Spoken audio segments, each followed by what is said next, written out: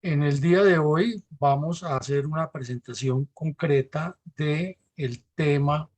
de la violencia terrorista de las FARC contra el municipio de Valparaíso, Caquetá, en hechos ocurridos entre 1984 y el año 1999. Pero además de esto, cómo se prolongó esa violencia y cómo sigue este territorio siendo victimizado y agredido por las guerrillas comunistas del bloque sur de las FARC. Entonces lo que veremos es otra prueba, otra muestra de que la Comisión de la Verdad, encabezada por el sacerdote jesuita Francisco de Rux, no llegó al fondo de la verdad ni aclaró a la ciudadanía los pormenores y la realidad del contenido y los orígenes y la forma como las guerrillas comunistas han agredido a Colombia, sino que por el contrario legitimó un proceso irregular y violento contra los colombianos con una calculada intención de vender a las nuevas generaciones una versión que no corresponde a la realidad. Las FARC en esta zona del suroccidente del país o centro-occidente del país, como se mire el mapa geográfico, han realizado una cantidad de actividades delictivas que han puesto al país en jaque, que han afectado el desarrollo de tres departamentos, Huila, Caquetá y Putumayo, que coinciden sobre ese sector, inclusive alcanza a tocar los departamentos de Nariño y Cauca y llega a la frontera con el Ecuador y a la extensa selva amazónica colombiana. Por lo tanto, es imprescindible entrar en el detalle y conocer lo que realmente allí ocurre. Adelante, mi coronel. Mi coronel, constantemente nuestra Fundación Excelencia, Liderazgo y Transformación resalta en su programa institucional de la memoria histórica aún no contada del conflicto armado, el drama de las víctimas de la agresión narcoterrorista del comunismo armado contra Colombia, con ocasión de la emisión número 220, que narra una criminal acción de las FARC ordenada por su secretariado en el sur occidente del departamento de Caquetá para un 4 de agosto del año 1997. ¿Podría reiterarnos el mensaje al respecto? Sí, mi coronel, este es el mensaje, lo escuchamos y lo reiteramos todos los días porque tiene un hondo contenido y aspiramos a que tenga un hondo calado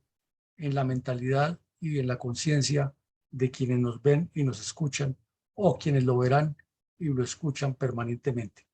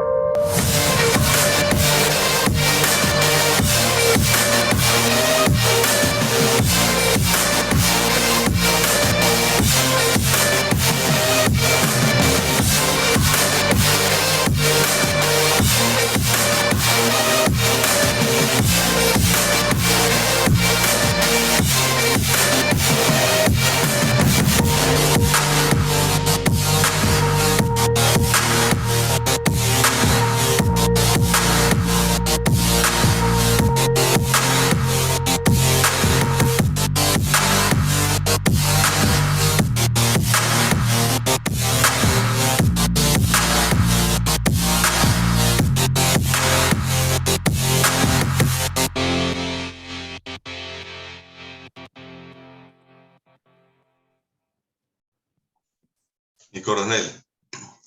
hoy es jueves 20 de octubre del 2022. Nuestra emisión 220 del programa diario de reconstrucción de la memoria histórica aún no contada del conflicto armado en Colombia abordará algunos apartes del convulso fenómeno de la violencia multiforme sucedido en los departamentos del Tolima, Huila y Caquetá,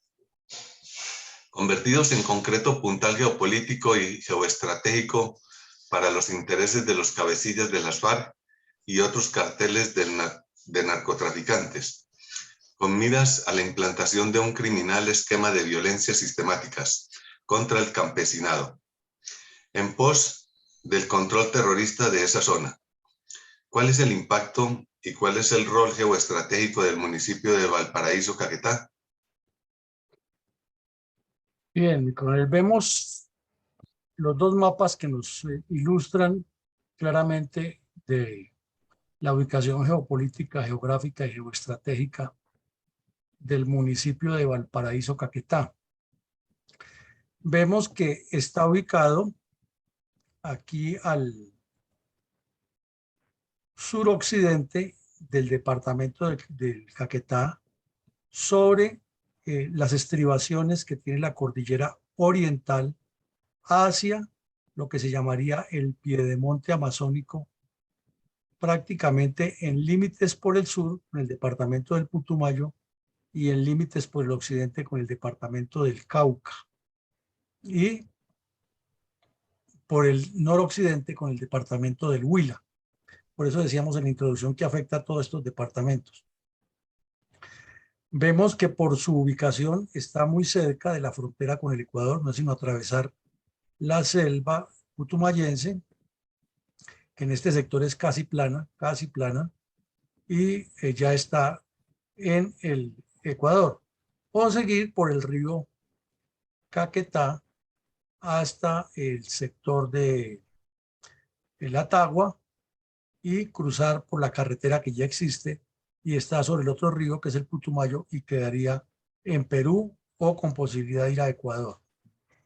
También pues puede desplazarse hacia el oriente a toda la selva caqueteña, en particular los llanos del Yarí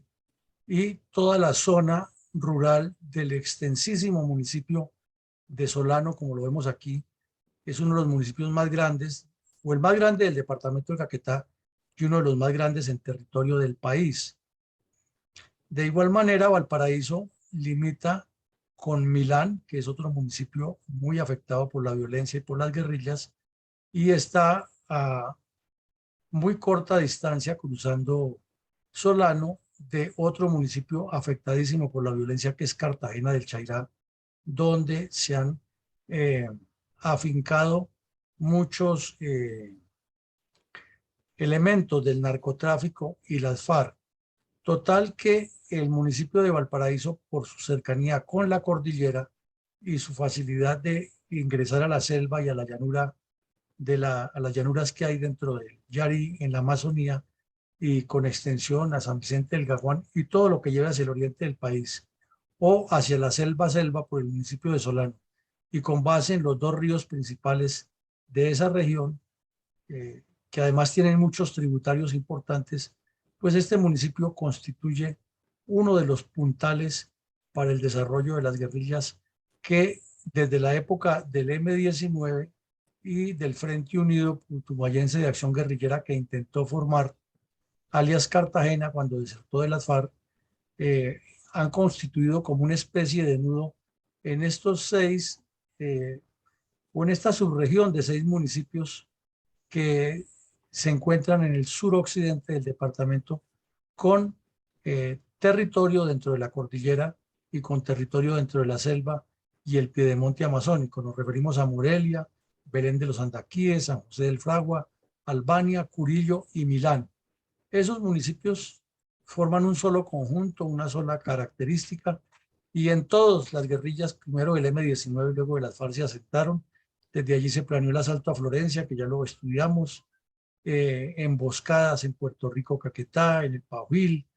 movimiento de guerrillas por Cartagena del Chairá y San Vicente del Caguán, y toda la extensa zona de Solano, que es un municipio bastante grande, bastante selvático poco habitado, pero sí plagado de narcotráfico, de guerrilla, de criminalidad, y con esa característica de que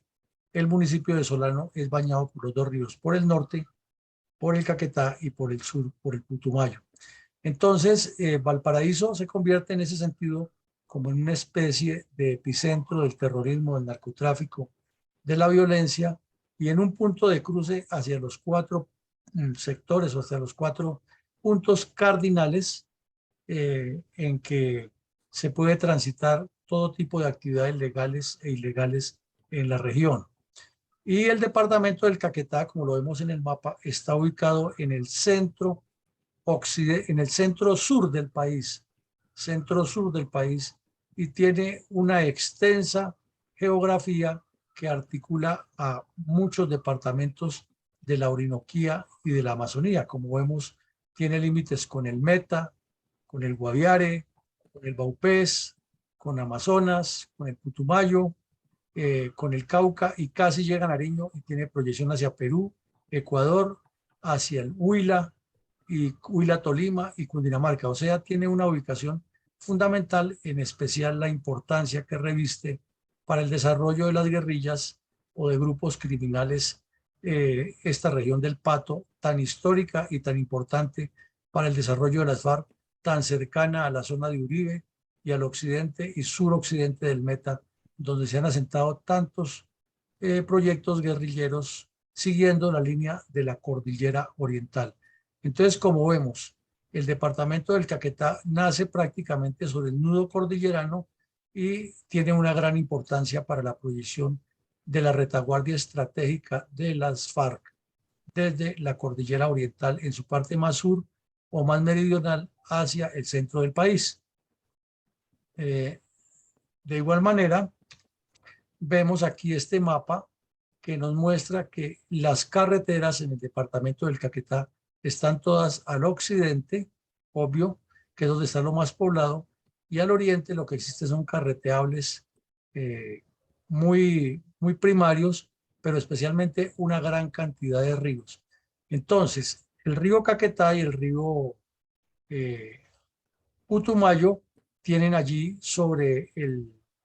departamento del Caquetá una gran influencia, porque tienen en su interior una enorme cantidad de ríos que son muy conocidos y que han sido famosos en el desarrollo del conflicto y de la violencia. Por ejemplo, el río Orteguaza, donde se desembarcaron las armas del M-19, los ríos Suncilla y, y Sencella, el río Caquetá, que está al sur del departamento, el río Apaporis, que está al oriente, y el Mecaya, otro río muy conocido, y el mismo río Yarí, en los llanos del Yarí. Entonces es una región muy rica en aguas, muy rica en montaña al occidente y muy rica en selva y en llanura al oriente, lo cual permite que se muevan todo tipo de delincuencias. Creo que dije algún error cuando mencioné el municipio de Solano. Hago la aclaración que limita es con Colombia y no con Ecuador, pero que sí está sobre el río Caquetá y sobre el norte, sobre el río Apaporis, fue lo que quise decir, no sobre el río Putumayo, sobre el Caquetá. Bueno, y finalmente vemos aquí unas fotos que nos muestran la belleza espectacular de nuestro país, de nuestras tierras selváticas en el municipio de Valparaíso, en la zona donde ya comienza la selva. Vemos carreteras que son carreteables, que se han ido construyendo sobre el pie de monte. Vemos que la mayoría de estos carreteables están sin pavimentar y que son zonas lluviosas que se vuelven prácticamente intransitables, y que es igualmente una hazaña transitar por ellas. Y en esta foto tomada desde el oriente del municipio se observa al fondo la cordillera y cómo también la deforestación para ganadería y naturalmente para el narcotráfico ha ido destruyendo la valiosa selva que todos los días se derriba sin que haya el control o la posibilidad del Estado colombiano de ejercer ese tipo de actividad allí. Y estas fotos ya nos muestran lo que quedó en 3 de ellas después de los asaltos guerrilleros, cómo se fue llevando esto al olvido, además cómo el clima es tan duro, tan fuerte en esta región, afectando a las construcciones y a la población, como se observa la cantidad de hongos que forma la humedad en las viviendas, sobre todo lo que queda abandonado por causa de la violencia. Eso sería como una descripción muy general de la situación de geopolítica y geográfica del municipio de Valparaíso, coronel. Gracias, mi coronel. ¿Cuáles fueron los antecedentes tácticos del asalto terrorista del bloque sur de las FARC contra los habitantes del municipio de Valparaíso, Caquetá? Bueno, entonces hay muchos antecedentes porque, como decimos, las guerrillas de las FARC o del Partido Comunista tuvieron tres vertientes que intentaron tomar posesión de esa región por su valor estratégico. Y primero fueron las FARC o las guerrillas comunistas por medio del asentamiento de colonos que fueron insertando en la región para hacer una ubicación o una especie de cortina desde el sur de la cordillera oriental hasta el centro del país. Y comenzaron desde esa época esas guerrillas comunistas, pero con la decisión interna que tuvo o que tuvieron las FARC cuando Cartagena escapó con una gran cantidad de dinero y formó otra guerrilla en el Putumayo y se extendió hasta esta región, ya se vieron las primeras decisiones. Y el ejemplo de Cartagena fue copiado por el M-19, naturalmente, y allá tuvieron sus primeras guerrillas rurales encabezadas por Chalita, Marco Chalita, que después fue un honorabilísimo representante a la Cámara, diputado del Huila, y por otros bandidos que han sido de las FARC y se han convertido al M-19. Luego del M-19, que fue el primer grupo narcoterrorista en Colombia, el primero que se metió de lleno en el narcotráfico, allá estuvo Carlos Pizarro, estuvo Boris, y estuvieron otros delincuentes muy conocidos de este grupo. Y comenzaron a extender las acciones, incluido el asalto a Florencia en 1984. Pero paralelamente las FARC continuaron su proceso de inserción y asentamiento porque les interesaba mucho ese corredor de salida hacia el Putumayo con extensión a Ecuador, Perú y Brasil por esa zona y el reclutamiento de indígenas en lo profundo de la selva en los límites de Amazonas, Caquetá y también por el lado del Baupés. Por lo tanto, las FARC hicieron un trabajo más metodológico, más constante, y cuando se les apareció la mina de oro con el narcotráfico, pues ahí creció muchísimo este ejercicio. Y ya de los antecedentes y consecuentes, porque aquí en estos antecedentes vamos a ver también unos consecuentes cercanos para articular mejor lo que pasaba. Recordemos las famosas marchas cocaleras del año 1996, en que las FARC sacaron a todos los campesinos productores de coca en varias regiones del país, en Caquetá en varios municipios, en el Putumayo también los subieron al Caquetá a hacer daños y hacer protestas, y en el Guaviare y Meta fueron los sitios donde más se concentraron cocaleros, y esas marchas tenían como misión pedirle al gobierno nacional que suspendiera la fumigación y que implementara algo que ya había creado el señor Samper, que eran las zonas de reserva campesina, todas controladas y dirigidas naturalmente o infiltradas por las FARC. Entonces fue un gran antecedente, fue una movilización masiva de seres humanos impulsada por el comunismo con el fin de desatar desazón y descontrol gubernamental en diferentes regiones del país, con énfasis donde se cultivaba la coca. Y esto por extensión demuestra que para la época ya era el gran negocio, el gran foco financiero de las FARC, el narcotráfico, y por lógica conclusión, un beneficio para los carteles de Cali, de Medellín, que todavía quedaban algunos remanentes, el norte del Valle y otros carteles de narcotraficantes que estaban financiando esa actividad, como la siguen financiando cada vez que hay actividades de ese tipo en Colombia, porque les conviene mantener al Estado en jaque mientras ellos siguen enriqueciendo sus arcas y utilizando a toda esta gente para sus fines particulares. Y aquí decimos que antecedentes y consecuentes porque ocurren algunos hechos que son coetáneos, contemporáneos con esa situación. Y es el caso del asalto terrorista a la base de Las Delicias en el 96, el asalto terrorista a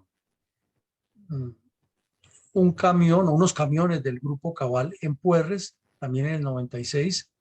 el atentado terrorista en el Villar, dirigido por el Mono Jojoy, que es en el 98, unos meses después de esto, pero también allí hubo otros, como el de Patascoy, que fue en el 97, casi seguido de esta acción. Por eso decimos que hay antecedentes y consecuentes, pero lo que queremos demostrar es que hay un conjunto de actividades correlacionadas para causar el terror, la zozobra y unir una cosa con la otra. La protesta cocalera, es decir, demostrar que el campesinado de la región en su conjunto está contra el Estado, que el Estado es el responsable de todo, y la violencia en estos casos que hemos mencionado, que son algunos, porque hay muchos más, y con eso ya tienen al Estado en jaque. Y si echamos el tiempo hacia atrás, como lo indica el póster de nuestra presentación, desde el año 84, recordemos que el primer ataque terrorista contra el municipio de Valparaíso ocurrió exactamente en el 84. Atacaron la estación de policía, lanzaron explosivos y repartieron arengas, pintaron las paredes, destruyeron, asesinaron, lo usual que hacen en estos actos terroristas. Y entre el 84 y el 87 fue ese asentamiento grande de narcotráfico que viene a reventar años después. También recordemos que en el año 86, 87 ocurrió la emboscada entre Puerto Rico y San Vicente del Caguán, cometida por cuadrillas de las que delinquían en este sector y más al norte y al oriente del departamento, todas dirigidas por el Mono Jojoy. Bueno, esa violencia calculada que hemos descrito sobre la cordillera oriental en su nacimiento, en su núcleo, donde prácticamente todavía están unidas las tres cordilleras y donde se forma el nudo de los Pastos y el cañón de Minamá y todo lo que constituye nuestra rica y valiosísima geografía, ha estado la mira de este grupo terrorista de las FARC con extensión a todos los departamentos limítrofes, con el fin de ir sembrando desde el núcleo cordillerano una especie de vectores que se proyectan hacia los diferentes puntos cardinales, pero con énfasis en el avance siguiendo el eje de la cordillera oriental hacia la capital de la República. Por eso cuando en la séptima conferencia o en la octava conferencia o en la novena conferencia, las tres, las FARC ratifican y reafirman que el eje de gravedad de su avance hacia la toma del poder en la cordillera oriental no es algo novedoso, sino que es la ratificación concreta de un proceso que se viene desarrollando ya para la época con 4 o 5 décadas de anticipación y con una metodología sistemática de ir colocando guerrillas. Entonces, cuando algunos de los analistas que ahora aparecen descubren que el agua moja y que la cordillera oriental tiene pliegues y selva y nacimiento de ríos y que por eso la guerrilla se esconde allí, pues no están diciendo nada nuevo porque esto viene desde hace muchos años y tiene esa orientación y esa connotación geoestratégica. Allí en esta región sí que han tenido las FARC tiempo de construir todo este proceso histórico de terror dentro de la población y de organizaciones sociales. Obvio, saldría a la luz lo de las marchas cocaleras y el narcotráfico, pero no es lo único. En mi libro, Drama, Pesadilla y Espectáculo, que describe gran parte de esta problemática y describe el asalto a la base de Las Delicias, que no lo hayamos incluido en el punto número 2,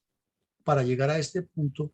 es que las marchas cocaleras y el asalto a Las Delicias que ocurren en el 96, o sea, un año antes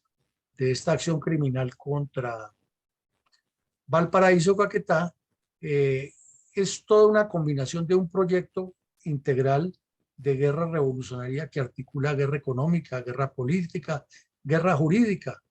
porque al general Bedoya y al general Ramírez les pusieron una tutela y movieron cielo y tierra para que los destituyeran porque ellos se negaron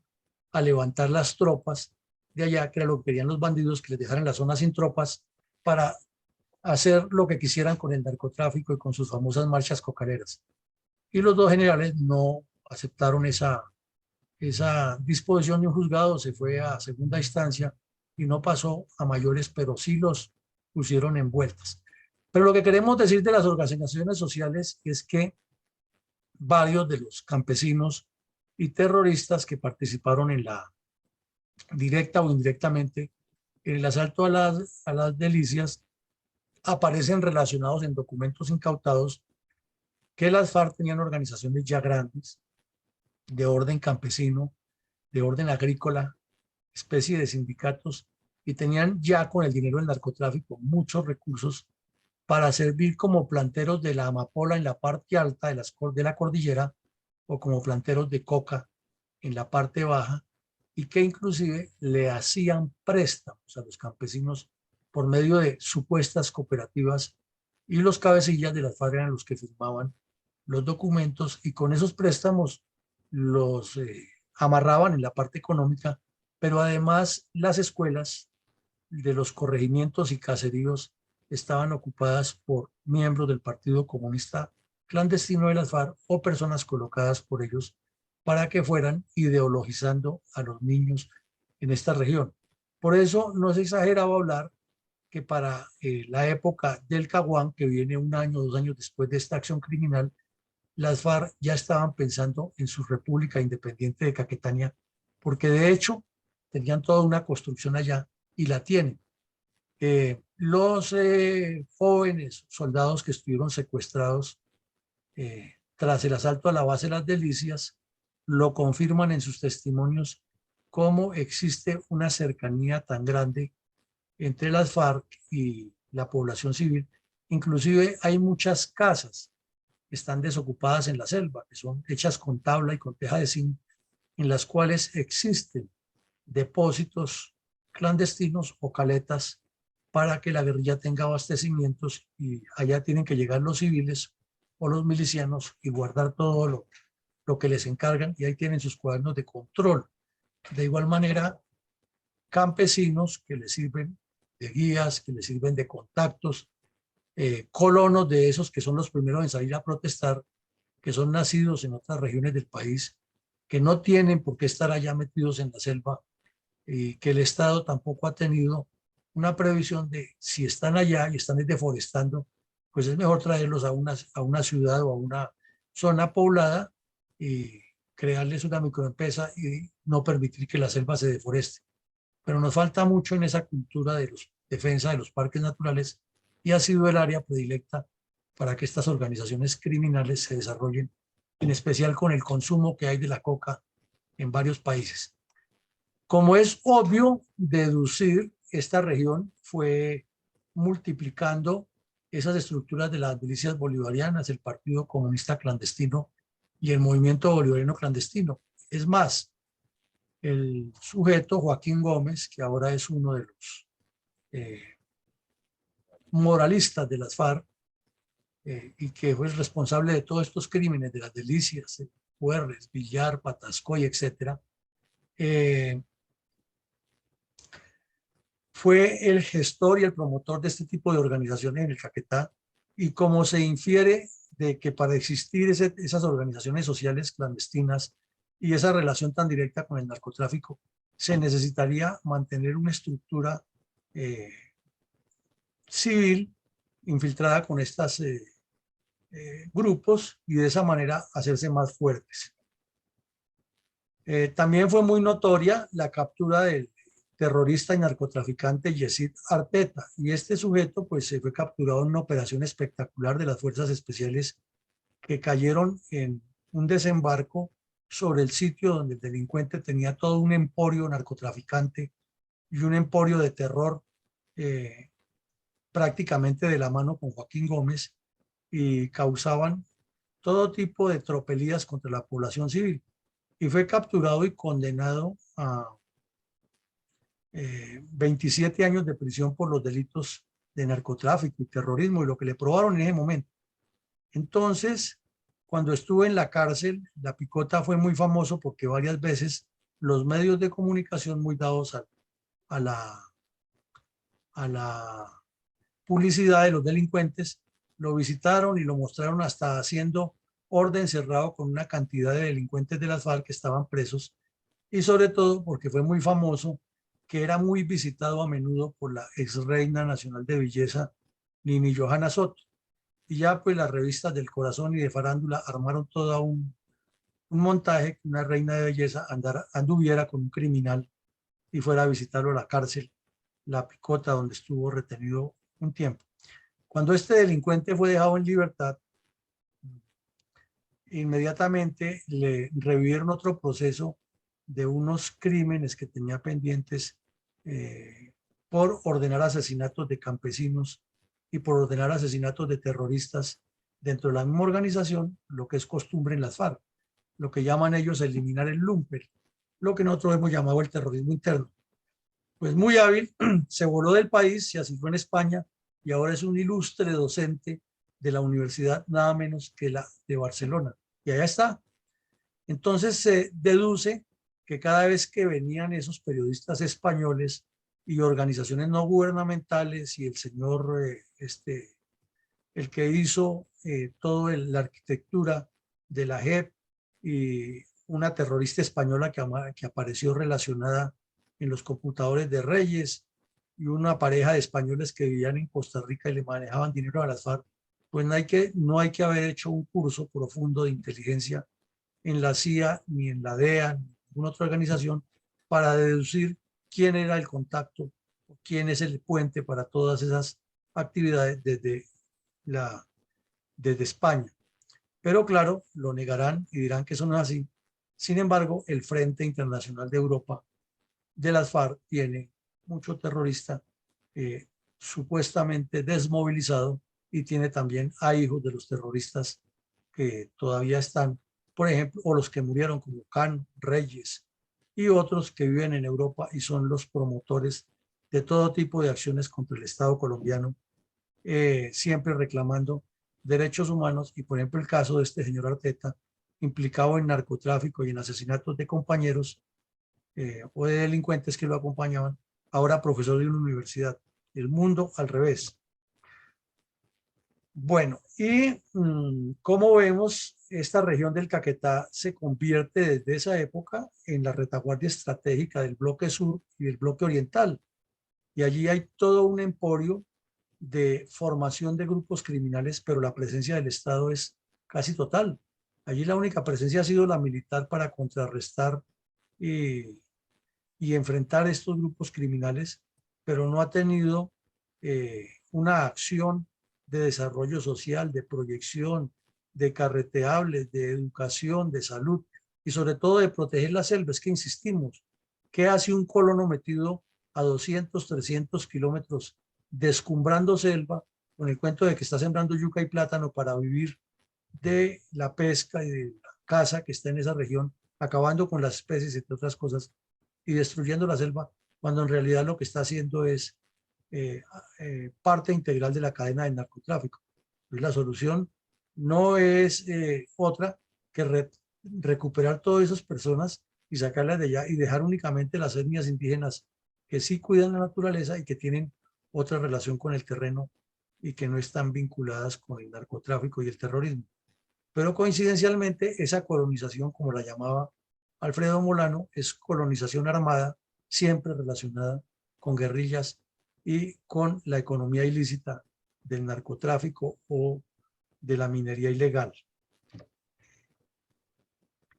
Desde luego, todo eso nos indica que el fortalecimiento del bloque sur y parte del bloque oriental, pero en especial del bloque sur, es sistemático, es continuado y es toda una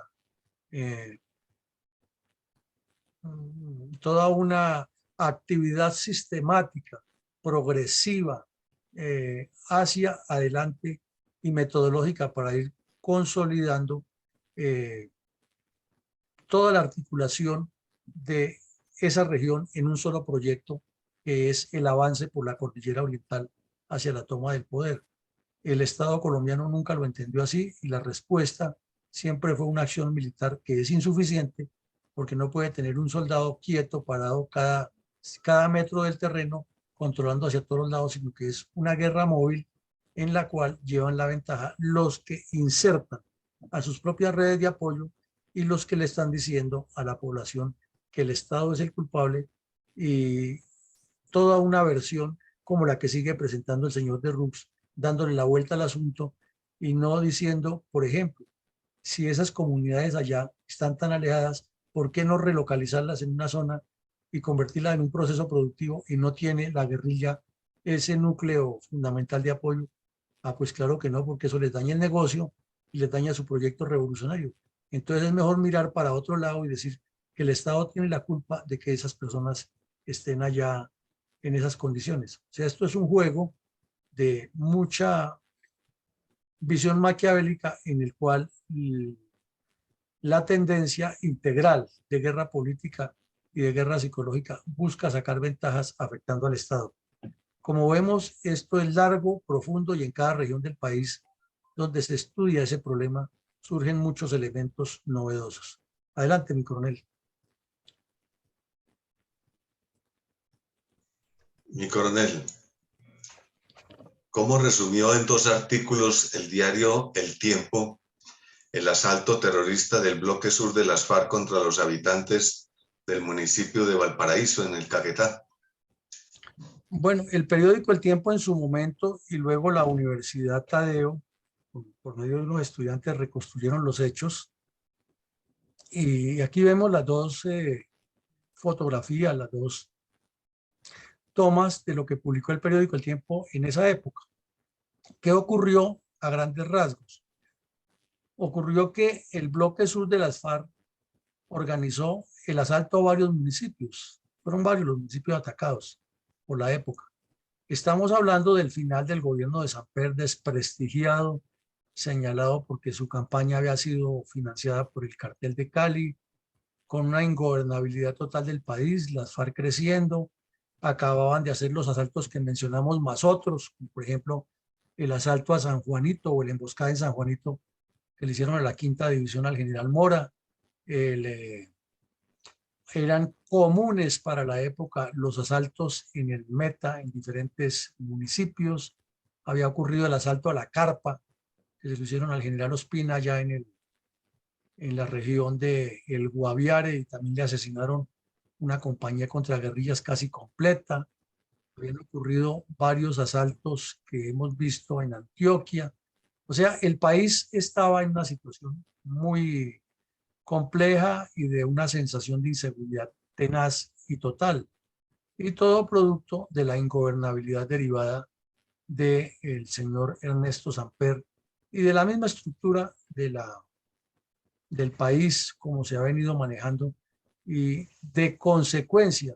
de las laxitudes que tuvieron Belisario Betancur, Virgilio Barco y César Gaviria durante sus gobiernos frente al manejo del terrorismo. Entonces hicieron un golpe muy audaz que consistió en que se había vuelto costumbre en ese municipio que cuando fallecía alguien en una vereda se contrataba un vehículo grande, una especie de chiva, y subían el féretro en la parte de arriba y los deudos venían en la chiva o venían en vehículos anexos, y al llegar al poblado, al área poblado, entonces pues en la iglesia comenzaban a redoblar las campanas invitando a los pobladores a asistir al velo, a las honras fúnebres,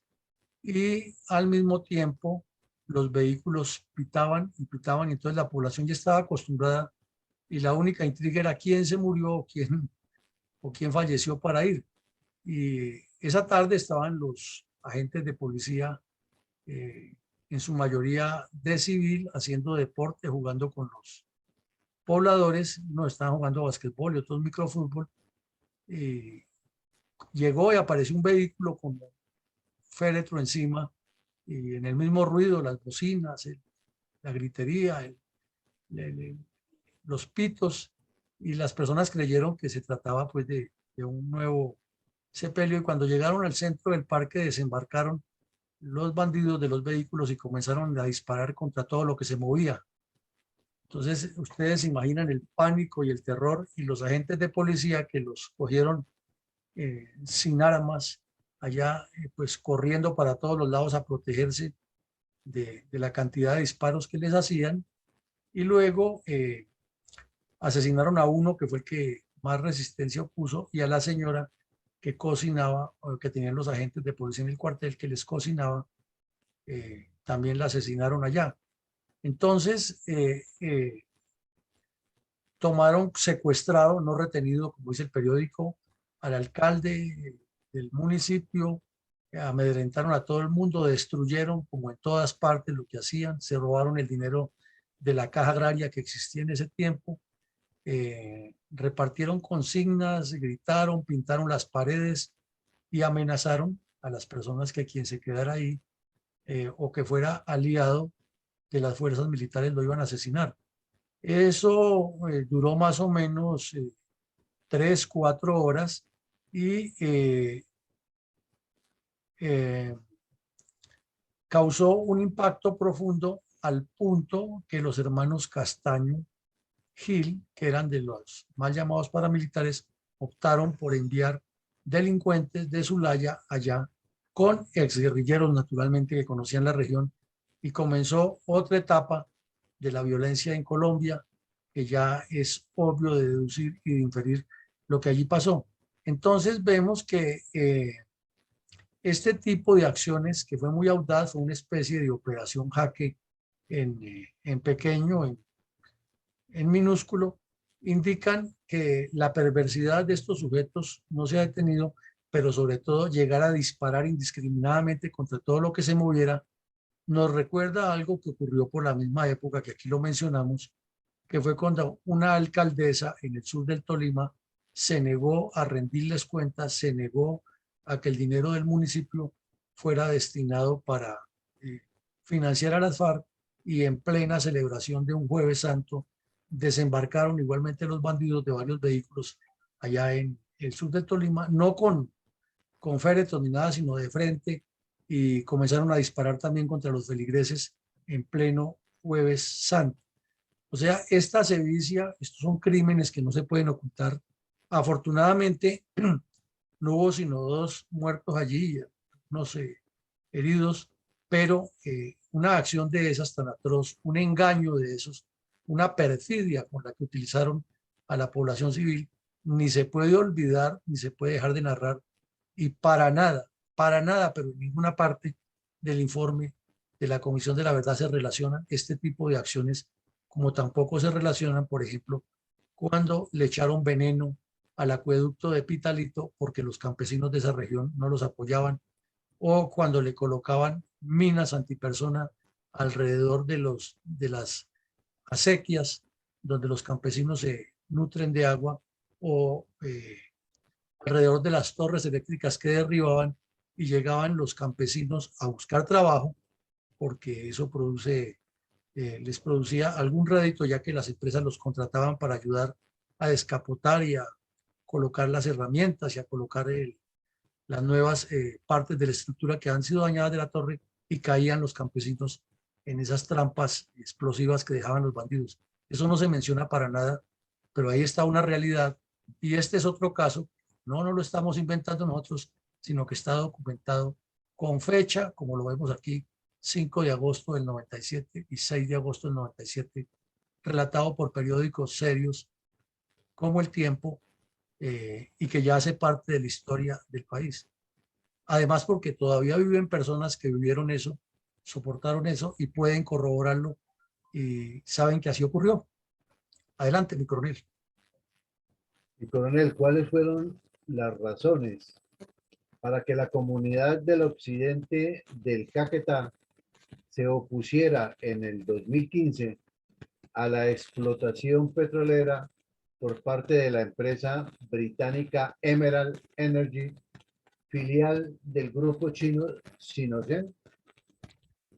Pues las razones son muchísimas, ¿no? Porque si se ata que estamos hablando de que en 1997 ocurre todo esto,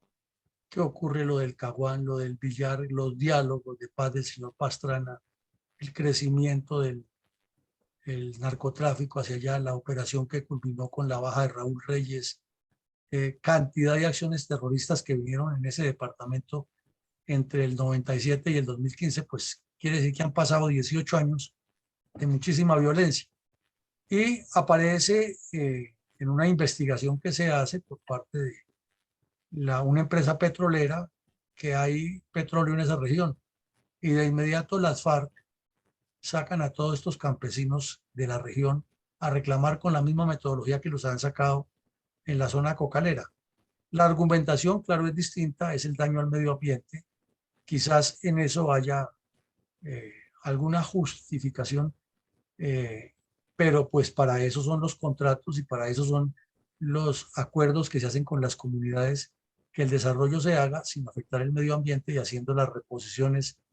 de las plantas y de lo que se causa y teniendo todos los controles para que no se viertan hidrocarburos a los ríos, o sea, hacer las cosas técnicamente. Sin embargo, las comunidades se opusieron y fue por la misma época en que las FARC impulsaron en otras partes del país a que los campesinos, so pena de ser asesinados, votaran que no a todos los proyectos que se le consultaba a las comunidades si se hacían. O sea que esto no es aislado, es un trabajo sistemático, pero que deja pensando cómo el actual gobierno retoma el mismo tema con el cuento de que no se deben explotar los hidrocarburos y que la economía tiene que girar alrededor de los aguacates y de soñar con la casa en el aire y todas estas cosas que nos están llevando a una incertidumbre grande. Quiere decir que nada de esto es nuevo, que es una cosa atada con el tiempo con la otra y que allí hay unos intereses poco claros de manipulación y las personas salen o por ignorancia o por miedo o algunas porque son parte de la estructura de las FARC. Y uno se pone a mirar que elaboran pancartas y todo eso. Eso no son pancartas que nacen de la iniciativa de quien las tiene allá. Es que se las entregan, se las redactan, se las pintan, usted tiene que salir, como ocurre generalmente en las marchas que se hacen también en las ciudades. Personas que salen portando pancartas que ni siquiera las entienden o no les importa y casi siempre les están pagando por llevarlas allá. Entonces esto a grandes rasgos es lo que pasó con esa petrolera y que se interrumpió esa investigación y ese trabajo de explotación en ese sector. Coronel, quiero hacer una acotación, un aporte en esta parte. Sí, Se señor. hace, se hace referencia al grupo de chino, de Sinocen, porque dentro de ese periodo del 97 al 2015 se presentó el secuestro de 3 chinos, precisamente allá en el Caquetá, de esa misma empresa Emerald. Secuestro que duró año y medio en manos de las FARC, del Teófilo, y supuestamente así lo declararon, que es bastante increíble. La empresa no pagó un solo peso y devolvieron los chinos al año y medio de su secuestro. Pero todas este tipo de acciones, tomas guerrilleras, tomas de poblaciones, tienen un ingrediente exterior. ¿Cuál es ese ingrediente exterior? El movimiento de grandes cantidades de cocaína. Por otro lado, causando con las tomas guerrilleras, causando con los secuestros, la distracción de las tropas, la ocupación de las tropas en atender esas tomas guerrilleras, mientras que grandes cantidades de droga están circulando por sus viejas rutas. Entonces quería hacer ese aporte a esta aseveración, mi coronel. No, claro, es que se empata una cosa con la otra. Las FARC, pues ya hace varias décadas se apropiaron del negocio de la coca, encontraron su mejor fuente allá, como la tienen también con el negocio de la minería ilegal, y ahora con el tráfico de seres humanos también están reeditando allá, y la complicidad de Venezuela. O sea, es todo un conjunto, y donde vea que se les afectan sus intereses, sacan la gente manipulada a protestar. Las marchas cocaleras fueron eso, este tipo de marchas es lo mismo, es impedir que se les afecte esa fuente de ingresos que es el narcotráfico, que el primero que la encontró fue el M-19 a finales de los 70, y de ahí para allá todos se pegaron, como hizo el camarada Argemiro con la cuadrilla 1 de las FARC. Entonces todo suma y apunta a lo mismo. Muchas gracias, mi coronel. Gracias. Mi coronel, ¿qué sucedió con la masacre ordenada por los hermanos Castaño Gil en 1998 como retaliación al asalto terrorista del bloque sur de las FARC contra los habitantes del municipio de Valparaíso? Pues que lo que tenía que pasar en peleas entre bandidos por narcotráfico. Allá llegaron los mal llamados paramilitares del Frente Caquetá a la vereda Cedros, en el corregimiento Santiago de la Selva, en el municipio de Valparaíso, allá en el Caquetá, y localizaron a 4 personas sindicadas por sus integrantes, que eran ex miembros de las FARC de la región, que eran de los principales colaboradores, y los asesinaron. Entonces eso generó más violencia, se repartieron por la región. eh, en realidad no fueron sino 4 muertos, que no debió haber a ninguno, pero fueron 4. Y claro, las organizaciones relacionadas con la guerra política de las FARC y el Partido Comunista lo magnificaron y se declararon víctimas, y pusieron al Estado contra la pared y comenzaron a exigir en la mesa del Caguán que se tenía que combatir el paramilitarismo, como llaman ellos, y que el Estado tenía que estar concentrado en eso. Y de ahí hacia acá no ha parado una sola reunión de estos delincuentes con el Estado en lo que no plantean lo mismo. Es más, si vemos lo que dijeron Iván Mordisco y lo que seguramente tiene Iván Márquez ahora que vuelve a ser buena persona y todo un arcángel, es que el Estado se dedique a combatir el paramilitarismo. Pero no dicen que el Estado se dedique a combatir las milicias bolivarianas, el Partido Comunista Clandestino y el Movimiento Bolivariano Clandestino. No, porque es que eso es parte del pueblo, son las organizaciones sociales, son los que reclaman los justos derechos, así tengan hasta misiles como para derribar aviones, como dijo Romaña en la carta al Tornillo Lozada. Eso no es grave. A los que hay que combatir son a los otros, que están financiados por los finqueros y por los narcotraficantes y por personas que encuentran que como el Estado no es suficiente, entonces organizan sus propios grupos. A esos sí hay que combatirlos, y el Estado tiene que ponerle todo el foco hacia allá. Y si se mira el informe del señor de Rux, dice lo mismo. Es el Estado tiene que combatir el paramilitarismo, pero no dice por ningún lado que el Estado debe combatir la FARC política ni todos esos bandidos que se unen, cuando la obligación del Estado es combatirlos a todos por parejo. Entonces eso fue lo que ocurrió allá. Sí hubo otras acciones, hubo inclusive unos combates muy fuertes entre estos grupos de delincuentes de los mal llamados paramilitares con las FARC, pero ni se asentaron en el Caquetá, porque finalmente no tuvieron el apoyo, porque los hermanos Castaño se dividieron y todo lo que sabemos que pasó, pero tampoco ocurrieron tantos hechos de sangre como los quieren presentar en esta documentación, sino que si hubo acciones como esta de que asesinaron a 4 personas, y luego los enfrentamientos, y de esa manera se ha conservado por portales como Rutas del Conflicto, es dando a entender que es más grave la presencia de los mal llamados paramilitares en esa región que la de la misma FARC, cuando ambas son iguales de graves, pero se le da más trascendencia a la de los delincuentes dirigidos por Castaño, porque de esa manera se legitima las FARC, y es una metodología que se ha utilizado durante mucho tiempo. Mi coronel, ¿quedó realmente el municipio de Valparaíso, Caquetá, libre de las temibles minas antipersona que instalan las FARC contra el campesinado y los soldados? Diríamos que no, porque aquí en el año 2019, ya en el gobierno de Duque, después de los pactos de La Habana, se hizo todo un despliegue y ceremonia que ya quedaba libre de minas esta región. Y la Universidad de la Amazonía fue uno de los entes que más resaltó eso, y está la foto de los comandantes militares y la policía y los delegados del gobierno nacional y departamental, etcétera. En teoría, se levantaron y se removieron todas las minas antipersona o quiebrapatas, como se le llama más coloquial y despectivamente, por parte de los grupos combinados que armaron del ejército y algunos terroristas desmovilizados de las FARC. Supuestamente pasó eso, pero con la aparición del talibán mordisco y el recrudecimiento de la violencia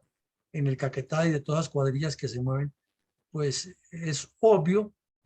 suponer y entender que eso no es cierto, y que ahora que entraron en diálogos con el señor Petro, volveremos al mismo esquema y se volverá esto interminable,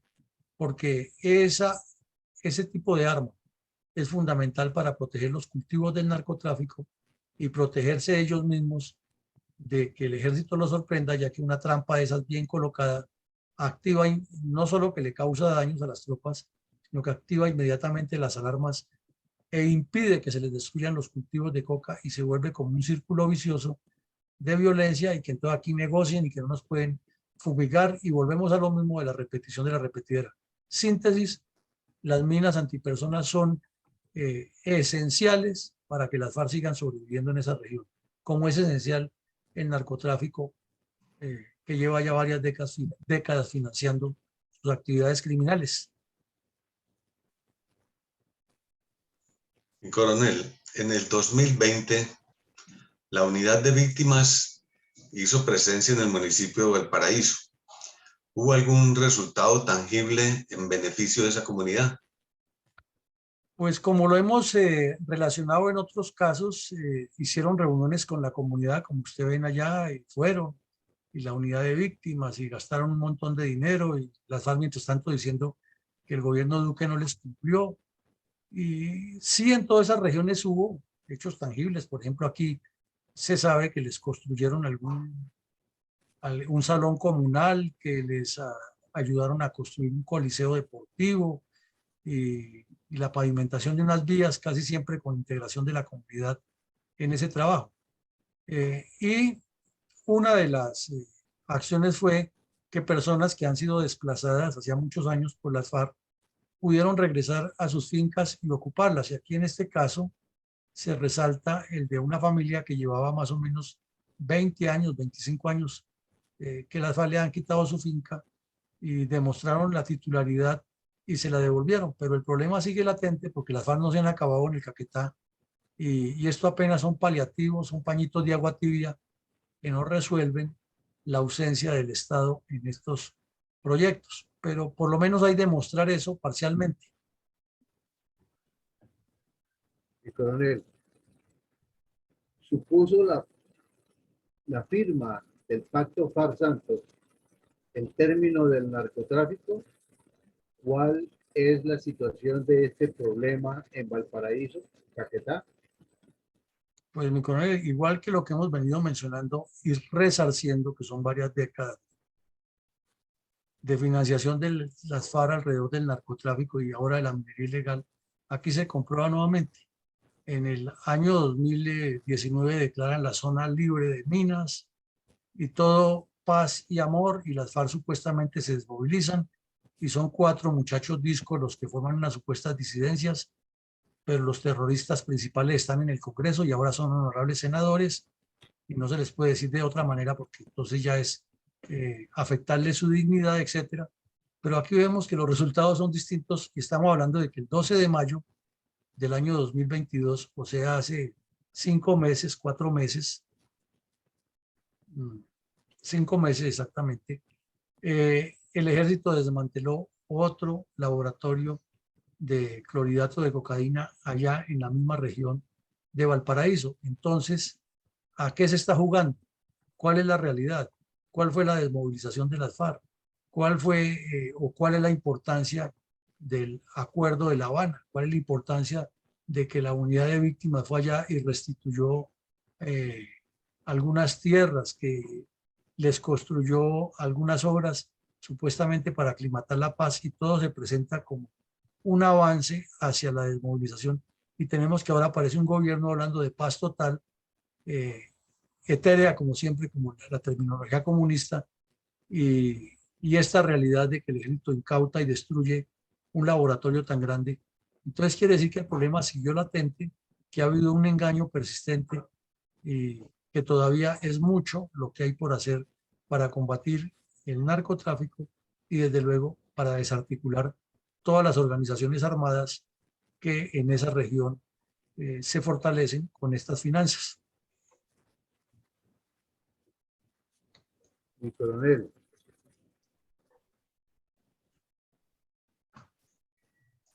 Y coronel, ¿cómo destaca la Fundación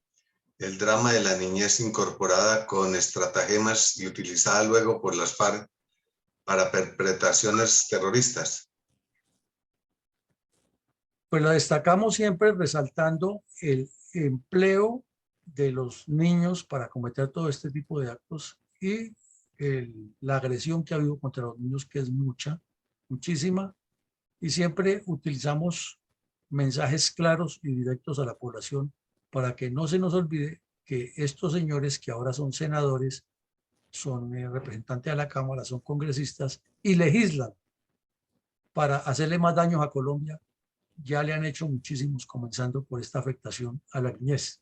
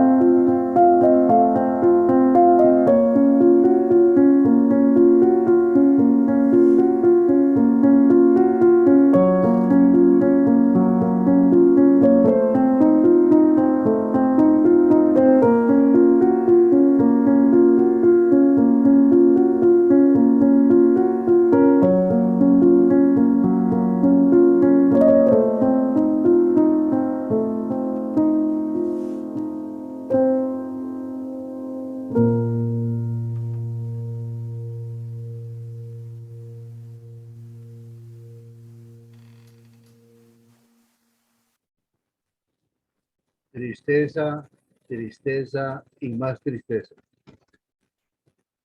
Al término formal de cada episodio de la memoria histórica aún no contada del conflicto armado, la cual realiza nuestra fundación, usted siempre, mi coronel, hace un balance puntual de reflexiones respecto a los hechos del conflicto que analizamos a diario en este espacio de opinión y estudio científico de la violencia comunista contra Colombia. ¿Cuáles reflexiones estratégicas tiene hoy respecto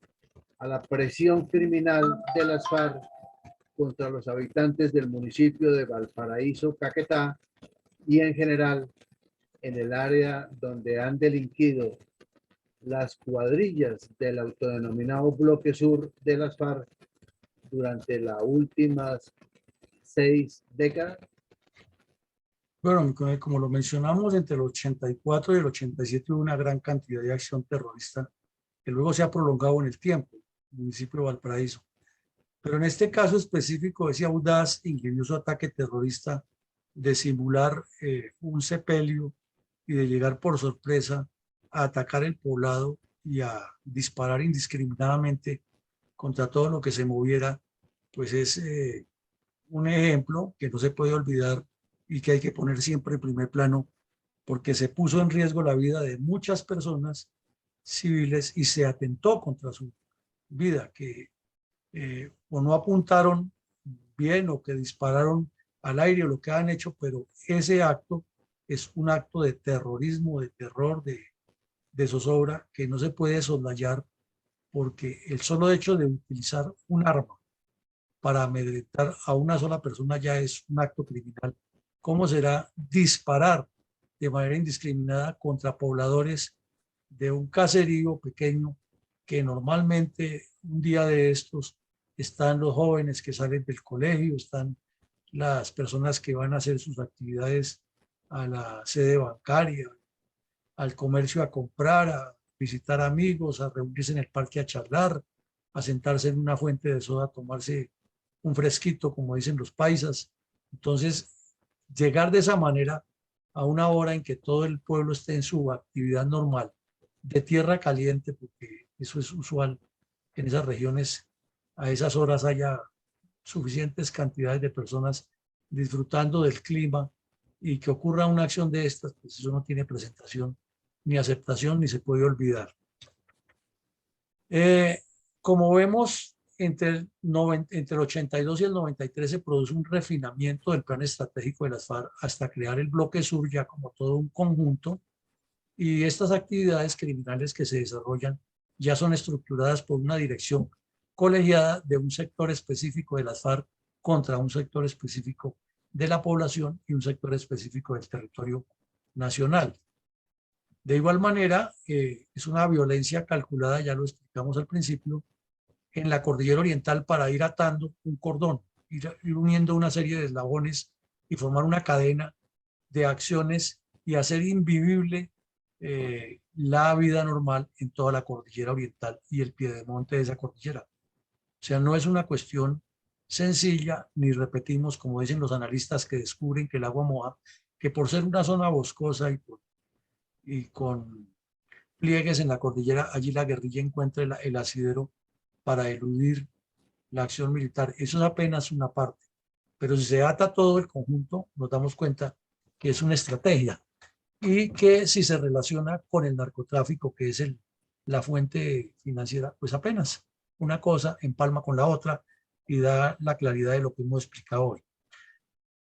Ya lo dijimos, ese terror que causan en la población civil las organizaciones sociales infiltradas por ellas tienen también una consecuencia lógica y directa relacionada con las cuatro anteriores, y es la laxitud que hubo por parte de los gobiernos desde Belisario Betancur en 1982 hasta el de Andrés Pastrana, que terminó en 2002, es decir, 5 periodos presidenciales bastante laxos, poco claros,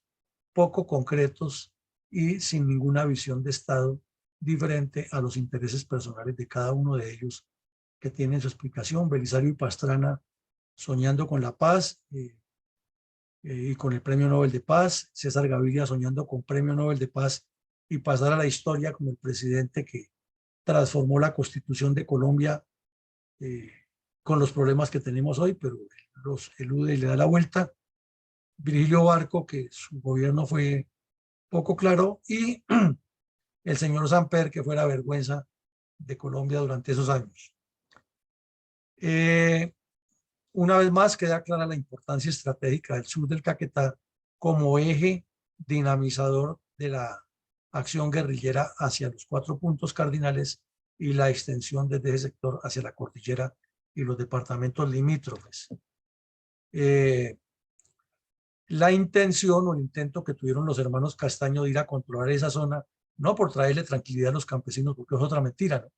sino porque allá había coca y había que tener el control de eso, o sea, tenía que pasar a ser el único cartel que controlaba todo y había que desaparecer las FARC, que eran los enemigos al principio ideológicos y después los enemigos del narcotráfico. Y finalmente, el fortalecimiento del bloque sur. Entonces, lo hemos reiterado, creemos que no hay que puntualizar tanto en esto, pero esas son algunas de las múltiples reflexiones que pueden surgir de lo que ocurrió o por qué ocurrió o cuál es el contexto en el que ocurrió ese ataque terrorista de las FARC contra el municipio de Valparaíso, realizado en 1987 con antecedentes de muchas acciones criminales de las FARC, en 1997, con antecedentes de muchas acciones criminales del municipio, en ese municipio entre 1984 y 1987. Entonces creemos que mi coronel González debe tener muchos comentarios hoy al respecto. Mi coronel Villamarín, quiero pedirle autorización para dar lectura primero a los míos para después darle la palabra a mi coronel Villamaestre, a mi coronel González, si me autoriza mi coronel. No, claro, mi coronel, perfecto, perfecto, claro. Bueno, mi coronel. Qué mal ejemplo para la humanidad y para todas las futuras generaciones de nuestro querido país el hecho que los autores y causantes de este accionar terrorífico sobre nuestro humilde campesinado y sus familias hoy gocen de beneficios, premios y onerosos sueldos que muy bien podrían ser aprovechados para suplir el hambre y las muchas falencias de la educación, al menos compensando en algo esa gran cantidad de víctimas que han dejado a lo largo y ancho de nuestro país. Hoy queremos rendir homenaje a la fuerza pública, a su sacrificio diario y que hoy, como ayer, acabamos de ver en poblados apartados de nuestra geografía colombiana. Se ensañan, además de la población civil, en nuestros agentes de la policía. Todos seres humanos, con familia, con sueños, con amor patrio y hacia el prójimo. Destruyen sus cuarteles, sus pertenencias, asesinándolos, secuestrándolos y, como lo vimos en la tarde de ayer, apaleándolos, golpeándolos, pateándolos y lo más diciente de lo visto ayer en Bogotá, además de golpear a una mujer policía, la arrastran vilmente, prácticamente en estado de indefección por una turba que no es de aquí y usa ese accionar contra una dama que solo está cumpliendo con su deber y a la vista de autoridades y superiores, deteriorando el bienestar comunitario. Muchas gracias, mi coronel. No, pues mi coronel, completamente cierto, muy real y muy sentido lo que usted dice. Adelante, mi coronel González. Gracias, mi coronel. El Caquetá es una región apetecida por las FARC y por el M-19, debido a la inmensa riqueza del negocio ilegal de los narcóticos. Un negocio idéntico al de la época de la marimba en la costa atlántica en la década de 1970. Ambas estimuladas por los millones de viciosos consumidores de los Estados Unidos. Este desastre social y político en Colombia que ha generado la adicción extranjera por los narcóticos no mereció ni una sola mención por el jesuita Francisco de Rux. Riqueza que también aprovecharon los líderes políticos locales para adquirir dominio y control del territorio, hasta el punto de proponer la independencia de la región para crear la República Independiente del Caquetá. Hasta la Iglesia Católica estaba sometida porque buscaba alejar a la población indefensa del esclavismo que les imponían los terroristas a los habitantes, pues trataba de implementar una procesadora de cacao como una forma de sustitución de cultivos. Y esa idea con el apoyo de Monseñor Augusto Castro, quien por ello no era bien visto por los criminales. Ese informe dantesco del padre de Rux produjo el asesinato, ese infierno dantesco de la región produjo el asesinato de 2 gobernadores y alcaldes, dentro de ellos 2 del municipio de Solano,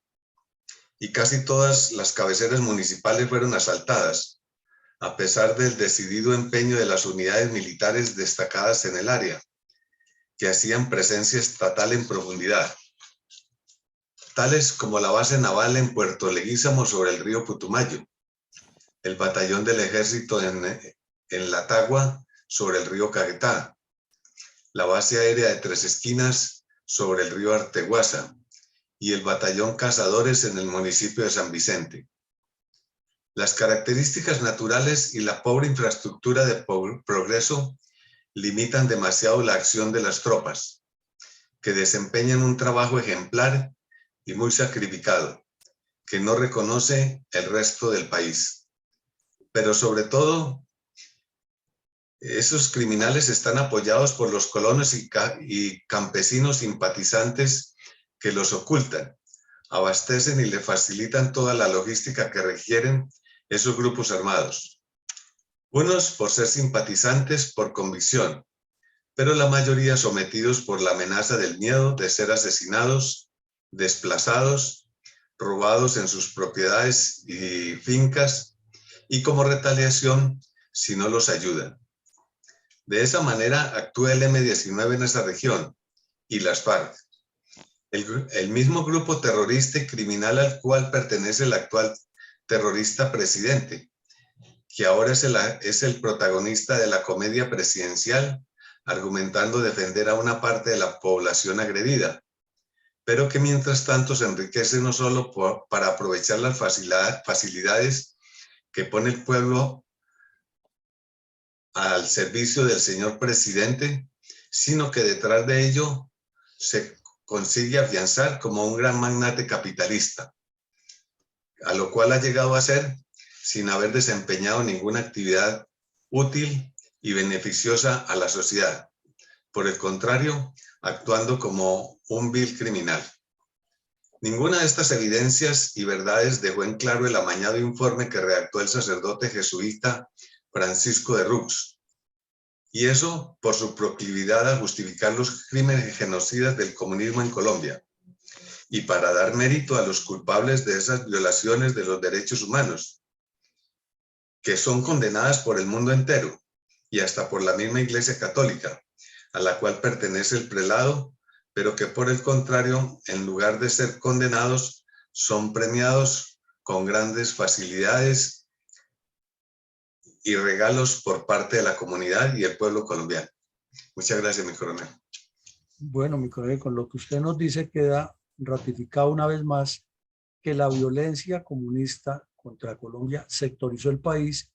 y en cada país, en cada región del país, formó un núcleo, una especie de republiqueta independiente del terror y una forma de control sectorizado sobre la vida de los colombianos bajo el terror y el miedo. Y usted menciona algunos sucesos dantescos, de los muchos, es que es interminable la lista. Y por ejemplo, en el informe de la comisión del señor de Rux, se ha debido más bien sectorizar. En tal sector del país se enfocaron en esto, esto y esto, y el narcotráfico fue su motor de destrucción y causaron, entre otros, asesinatos de distintas personalidades, secuestros, masacres, pero de esa manera no se presenta, sino es una justificación teórica larguísima, farragosa, ininteligible, para luego caer en unas conclusiones y decir que hay unos documentos anexos que tienen la justificación de lo que se dice, a sabiendas que nadie va a mirar esos anexos, a menos que sea algún investigador que necesite buscar algún dato puntual, pero eso ya queda perdido frente a un texto central. Entonces, ahí es donde insistimos que la verdad tiene que contarse como es y que ese informe necesita darle la vuelta completamente y explicarle a los colombianos la realidad de los hechos. Llegamos al final, vamos a escuchar nuestro mensaje institucional.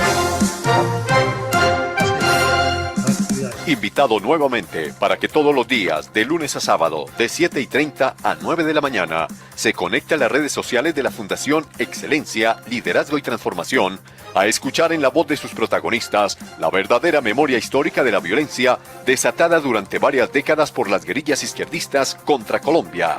Lo esperamos en nuestra próxima emisión.